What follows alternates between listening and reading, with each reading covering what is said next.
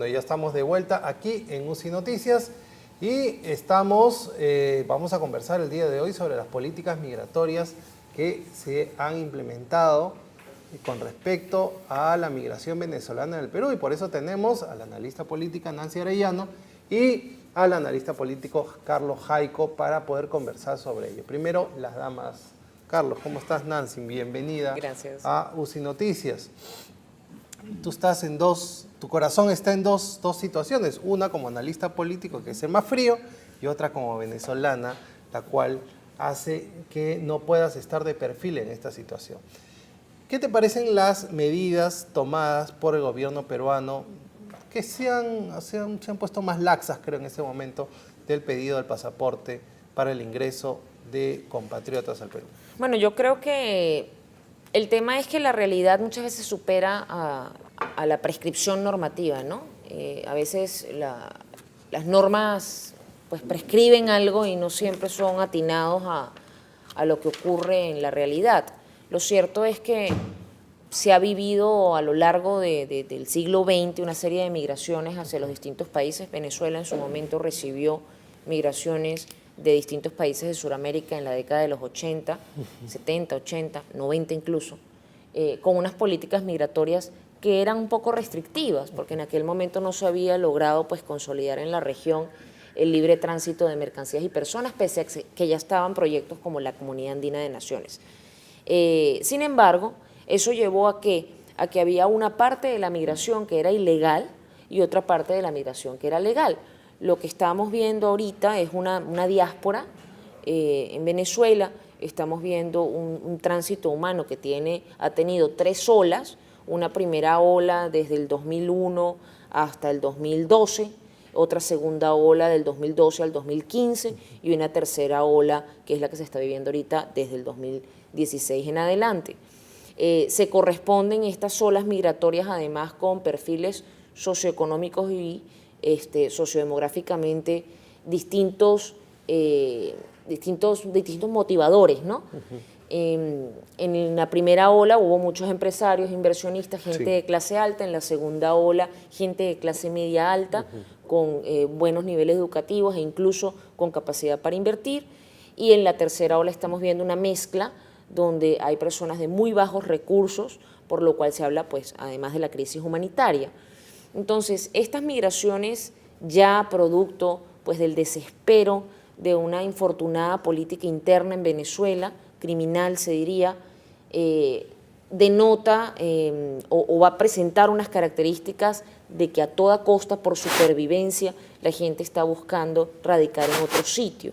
Como bien señalaba la persona que habló antes de Colombia, Jairo Carrillo, Colombia está recibiendo directamente el impacto de esa migración, que por supuesto deja en el camino, como bien señalaba él, a personas con menos posibilidades de salud, embarazadas, niños, ancianos, en Colombia, que no pueden hacer el tránsito completo. Debido a la situación económica, además, la gente no puede ni siquiera sufragar un pasaje. Y además estamos viendo cómo se ha visto tema de trata de mujeres, etcétera, explotación sexual de venezolanas en Colombia, en Ecuador, donde se han presentado incluso redes porque les prometen un trabajo y les retienen los documentos de identidad. Entonces, esto es una situación que, insisto, tiene unos niveles que no pasan simplemente por un papel escrito por ningún país, sino que esto tiene dimensiones pues humanas.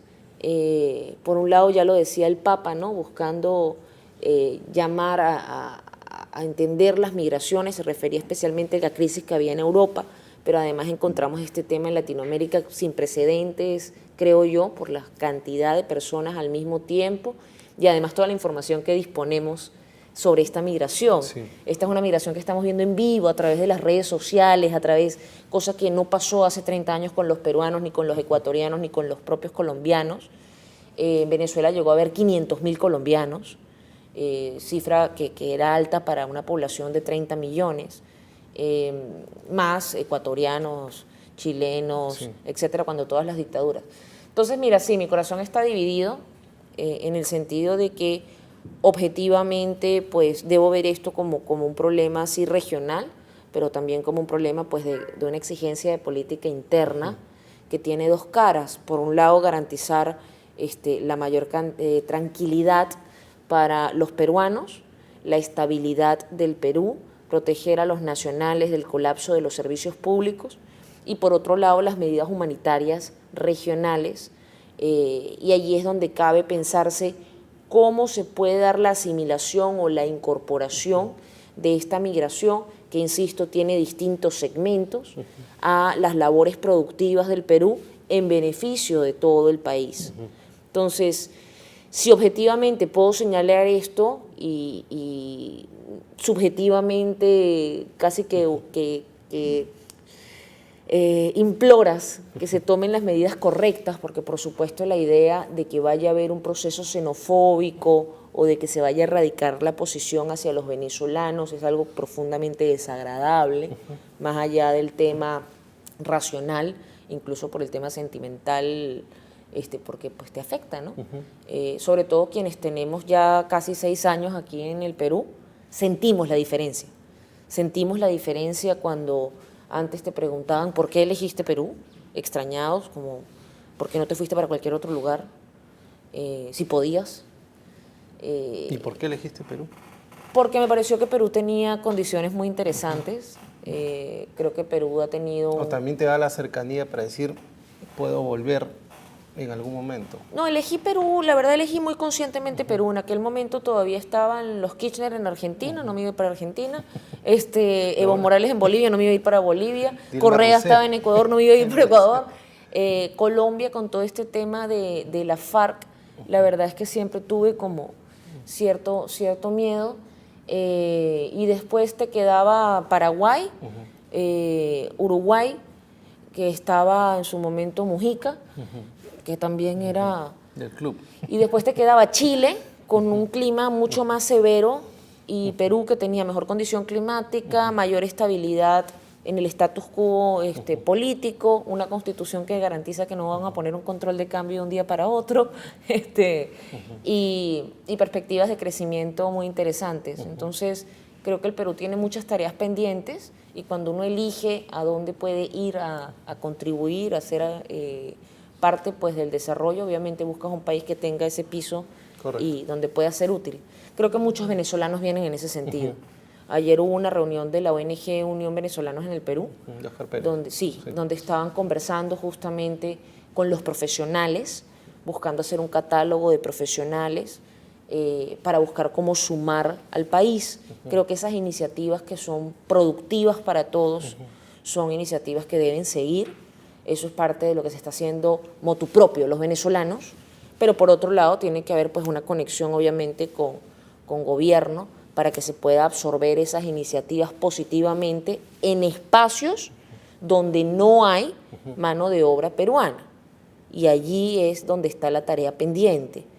El Perú tiene déficit de 55.000 profesionales de salud, por ejemplo. Profesores, de médicos, ¿no? Lo que pasa, el tema de los médicos es un tema mucho más complicado, porque tendría que hacer una validación con los títulos de ella. Carlos, ¿te parece que ha habido ya un candidato, ha salido ya a decir que está mal que le abramos las puertas hacia los venezolanos, que tenemos muchas necesidades, que tenemos mucha pobreza, que primero están los peruanos, pero cuando te vas a la calle sientes que algunos sectores populares sienten eso, que le están quitando el trabajo? ¿Cómo estás? Buenos días. Buenos días. En primer lugar, no es, digamos, anormal que un candidato tome esta crisis humanitaria para ganar algunos réditos políticos. Se ha visto aquí en el Perú, se ha visto en Francia, se ha visto en Suiza, en muchos países, hasta en Estados Unidos con Trump. O sea, es normal. Siempre las crisis humanitarias o los migrantes se hacen responsables de todos los males del país, de la economía, del empleo y, en fin, de la salud incluso. Ahora, no es entonces de sorprenderse que candidatos aquí tomen este tema.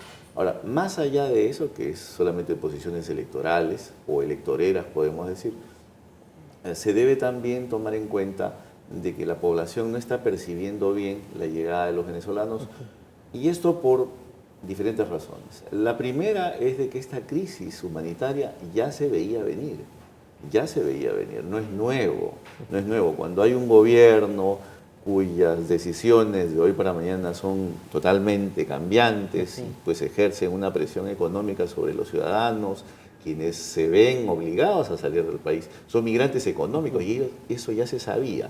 Sin embargo, la Organización de Estados Americanos no ha intervenido correctamente. Los países, incluso en la Cumbre de las Américas, no han hecho lo necesario, han solamente dado algunas declaraciones de oportunidad, pero más allá no ha habido ninguna acción conjunta.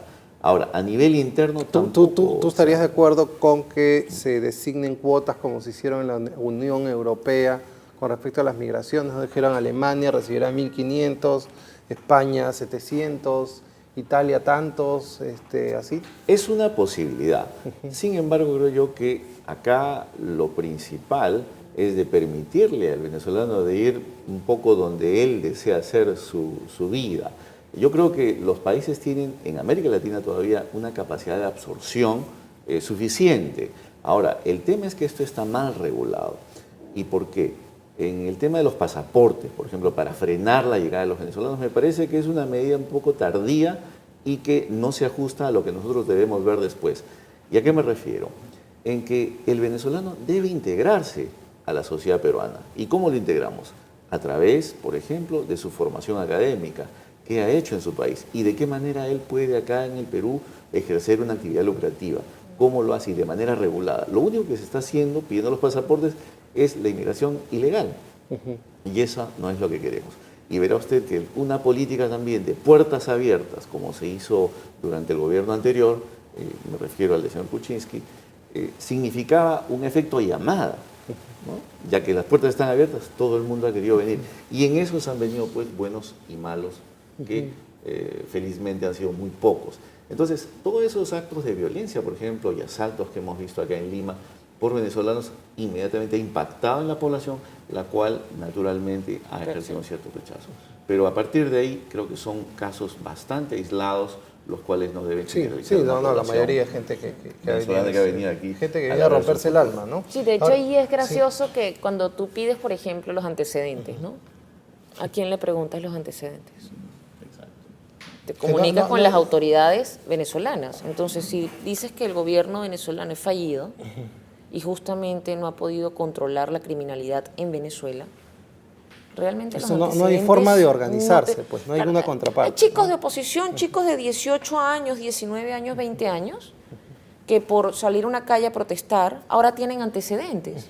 Mientras que tienes a un marca con 55 muertos, que estuvo trabajando para las hordas bolivarianas estas, los círculos bolivarianos o las VH, o llámalo como quieran según el periodo, el momento, y que no tienen antecedentes penales ni judiciales. Entonces, yo creo que allí el tema del catálogo productivo, el censo productivo a la hora del ingreso y de repente tomar medidas como puede ser la asignación de un número telefónico, un chip cuesta 5 soles, y decir que obligatoriamente tiene que estar de repente esa persona ubicable por un tema de protección de todos, que tiene que dar su lugar de residencia una vez que consigue residencia, pero buscar la forma de monitorear, porque sí, hay buenos elementos que son la mayoría, y hay malos elementos, estoy siendo ahí la objetiva. No, sí, pero yo todo de Maduro pienso mal, todo, ¿ya? ¿Tú no crees que ellos infiltran también migrantes en la sociedad como lo quisieron hacer en las cumbres y todo? Es probable, es muy probable. De hecho, una vez he estado creo que 2 o 3 veces con chavistas e incluso con alguno que otro personaje de izquierda peruano, y cuando está la cámara prendida opina de una manera muy tajante y cuando se apaga la cámara me da la razón. Cuando le sacas las cifras te dicen, no, que eso es mentira. Y cuando apagan, no, es que tienes razón en algunos puntos. Y mi respuesta fue, te paga bien la embajada, ¿no? Porque no entendía que podía ser eso. Nosotros sabemos ya que todo el tiempo la política del gobierno de Maduro ha sido, y desde Chávez, porque Maduro es el hijo de Chávez. Aquí no hay un tema de que con Maduro es que la cosa se puso mal. es la consecuencia de lo que se venía sembrando desde el año 2003, que es cuando se radicalizan los procesos en Venezuela, pero además estamos viendo una política que sencillamente no responde sino intereses de radicalizar aún más el discurso. Entonces a ellos les conviene crear esa polarización. Ellos han vivido de la polarización todo el tiempo y han vivido de crear la idea. Por ejemplo, decían, y eso lo decía uno de estos señores opinólogos de izquierda, decía que todos los venezolanos vivían en Miraflores, pero estaban en la calle vendiendo arepas porque eran informantes de la CIA. Y lo veías porque mira que tenían zapatillas de marca y tenían cosas de marca. Y era una cosa tan alucinante. ¿Por qué? Porque además demuestra todo un desconocimiento sobre cómo el gobierno venezolano en su momento liderado por Chávez ofrecía dólares baratos para satisfacer pues un consumismo populista de la clase media baja y de la clase baja, que hizo que mucha gente que en realidad no tenía los recursos para acceder a esos productos de marca, lo tuvieran. Imagínate tú que tú tenías un dólar a 0,50 sol a través de una tarjeta de crédito. Entonces comprabas con tu 0,50 sol en crédito, comprabas $3.000 de productos y vendías la mitad, con eso pagabas la tarjeta, te quedaba dinero todavía para vivir y te vestías de marca. Eso fue una medida que tomó el gobierno de Chávez. Entonces, la idea de que puedan infiltrar gente para asaltos, para opiniones adversas, incoherentes incluso, para hacer afrenta mediática, no es de extrañar porque hubo todo un aparato mediático en el propio Estado venezolano. Tenían cualquier cantidad de sitios de redes sociales donde tenían 50, 20, 30 personas todo el día generando contenidos, montaron toda una plataforma mediática a través de N cantidad de páginas web, periódicos impresos. O sea, el proceso de agitación y propaganda se cumplió durante todo el periodo de Chávez y por supuesto de Maduro, porque todo ese aparato fue heredado.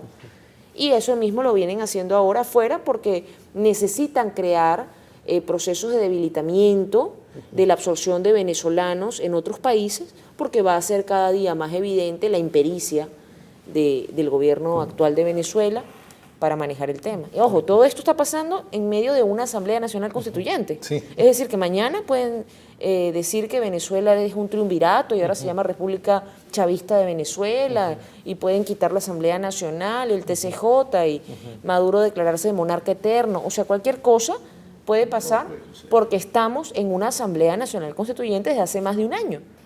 Además, Carlos, ¿cuál es el impacto real de la migración en este momento al Perú? Realmente las cifras deben ser de 500.000, nuestras cifras oficiales de los que han ingresado por la frontera. Muchos han ingresado como han podido, como ingresan por el Brasil, se van por otras partes, la frontera es bastante amplia, no solo están los controles y los puntos migratorios. ¿Cómo impacta una migración a una sociedad? Impacta de manera positiva o negativa. Todo depende de cómo se regule. Y le digo, por ejemplo, las migraciones que han habido en Europa, en algunos países, le doy el ejemplo de Alemania. Alemania tiene una tasa de natalidad inferior, la cual pues, es de 1.2% por mil. Y lo cual hace de que no haya un renuevo generacional. Ellos evidentemente necesitan mano de obra, gente, por ejemplo, ya con calificaciones académicas que puedan insertarse en el circuito económico. Pero esta es una migración regulada. Lo que no hemos tenido aquí en el Perú, precisamente con la llegada de nuestros hermanos venezolanos, es de que no se ha visto cuáles son sus competencias en ese sentido. Y se les ha dejado pues, entrar en la economía y sobre todo de manera informal. Si ustedes los ven, por ejemplo, en los conos, cómo tienen sus puestos de comida, de venta al paso y todo esto, verán que es un número bastante grande. O sea, se han integrado por el lado ilegal, sin pagar impuestos, por ejemplo, sin cotizar, y eso lo único que está logrando es pauperizarlos. No los está integrando dentro de una economía formal la cual ustedes saben en el Perú ya 70% de la economía peruana es un tanto informal.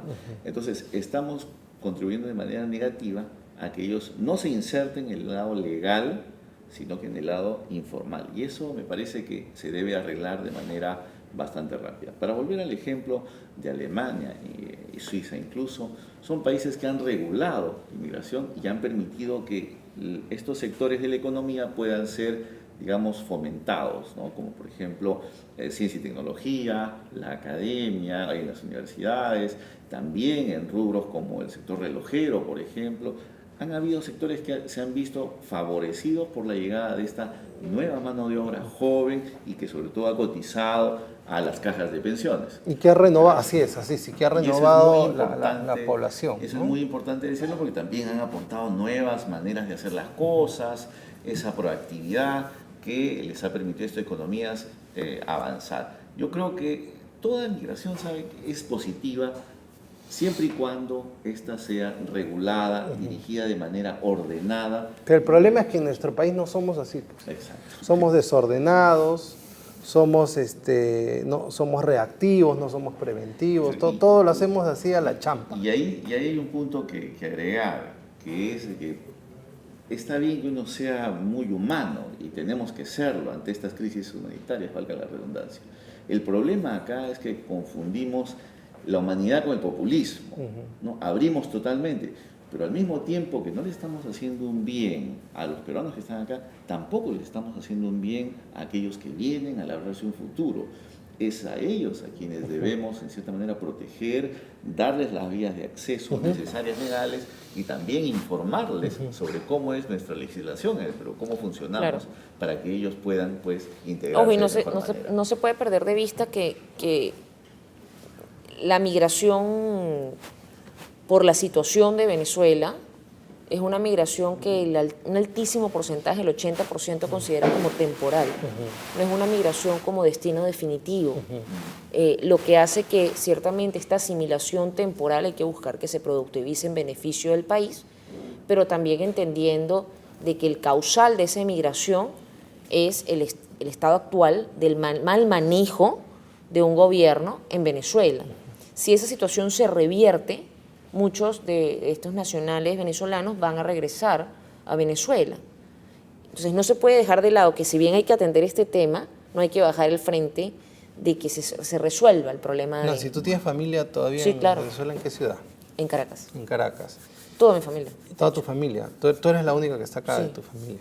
¿Y qué sientes? ¿Quieres traerlos? No quieren. Ellos no quieren venir. No, o sea, mi mamá es inmigrante, Ya. española, que fue a Venezuela cuando la época de Franco. O sea, soy hija de inmigrantes, y mi mamá dice que se muere en Venezuela. Entonces, digamos que, ¿qué pasa actualmente? Bueno, muchas veces yo he tenido que enviar, por ejemplo, medicinas, porque no se consiguen, no hay forma en que se consigan. O sea, o las traes de Miami, o las traes de Perú, o las traes de algún lado, pero no se consiguen, aunque tengas el dinero. No es un tema de dinero, es un tema de escasez, de la oferta de productos. ¿Has regresado a Venezuela? No, estos desde el 2015. años? ¿Te da Entonces, miedo regresar? No es un tema de miedo. Creo que mi mamá ha venido de visita, pero hay un tema básico de ver cómo se destruye un país.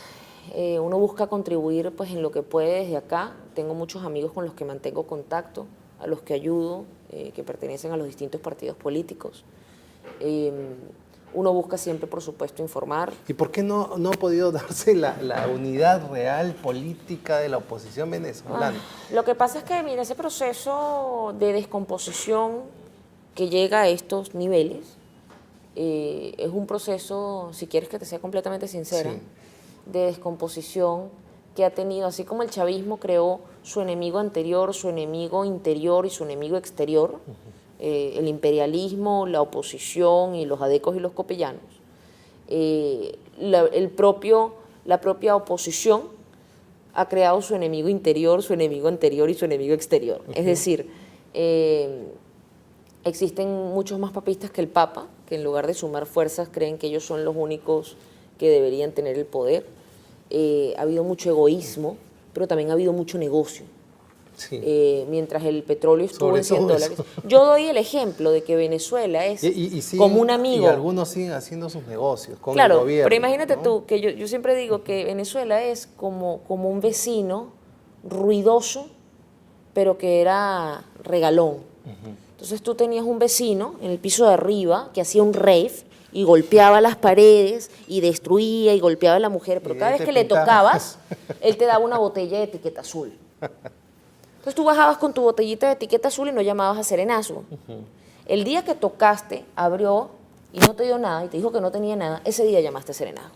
Creo que la comunidad internacional en buena medida llamó a serenazgo muy tarde, porque ya no le dieron la botellita de etiqueta azul. Si nosotros vemos las importaciones de Venezuela del 2003 hasta el 2013 y vemos cuándo se han levantado las alarmas internacionales en correspondencia, cómo se ha venido en detrimento con la economía venezolana, hay una correspondencia.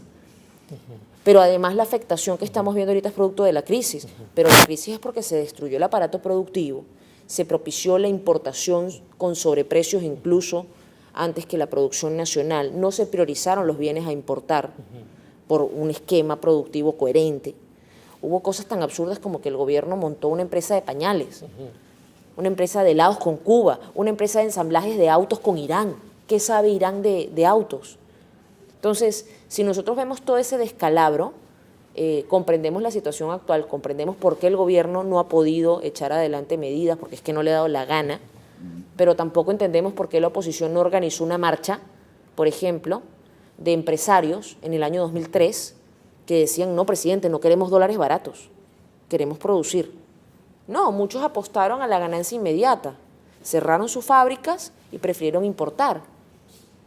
Y fueron destruyendo y entregándole más poder al poder. Sí, sí, lamentablemente. Entonces, lamentablemente por eso la es oposición, así. porque hay muchos que están metidos allí. Yo tuve la oportunidad de ir por una invitación de Industrias Polar hace muchos años y Uno de realmente los ver pocos. cómo están destrozados es terrible. Bueno, tenemos que cortar ya esta no debate, sino conversación para ver cómo sacamos adelante esta situación y esta crisis, para también darle una calidad de vida a quienes puedan llegar a nuestro país. No hay que dar acogida, pero también tenemos que prepararnos para darle una calidad de vida y no se genere más problema y más caos. Si me permites Sí, Carlos. una acotación, yo creo que el Perú ya está en un momento en que debe pedir la ayuda internacional. El alto comisionado para los refugiados debe ya intervenir en el caso del Perú. ¿Y esto por qué? Porque hasta ahora los medios a disposición en el Perú son bastante, digamos, débiles. No se ha logrado una política migratoria conveniente, entonces creo que el expertise y también la influencia del alto comisionado para los refugiados debe ya ser presente en el Perú. Ok, muchas gracias a Nancy Arellano y a Carlos Jaico. Esperemos que se resuelva, no tan pronto se va a resolver, pero esperemos que se den mejores medidas para poder identificar. Lo que queremos es identificar quién entra al país para poder darle una mayor asistencia y seguridad a la gente. No se trata de agarrar y cerrar las fronteras. Recordemos todos los que hemos vivido fuera. Yo he vivido fuera también en Madrid.